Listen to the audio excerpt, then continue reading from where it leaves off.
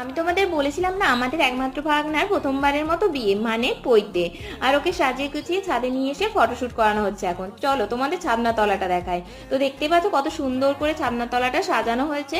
আর এদিকে আমরা কয়েকটা ফটো তুলে নিতে ব্যস্ত এখন, কারণ একটু পরেও ব্যস্ত হয়ে যাবে, ওকে আর পাওয়া যাবে না।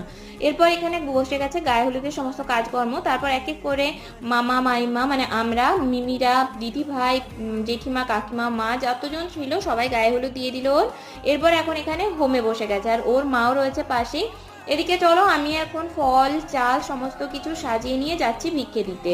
আর তখন কিন্তু না খেয়েছিলাম, দেখো এখানে ভিক্ষে দিয়ে দিলাম। মামা মাইমা প্রথম ভিক্ষে দেওয়ার পর এক এক করে সবাই ভিক্ষে দিয়ে দিল। চলো এখন বাজছে বিকেল 4টে, আর আমরা খেতে বসে গেছি। খাবারে অনেক কিছু মেনু হয়েছিল, তার মধ্যে আমি খেয়েছি ফ্রাইড রাইস, চানা পনির আর ভেজিটেবিল চপ। সবই হয়েছিল নিরামিষ, তবে টেস্ট হয়েছিল অসাধারণ।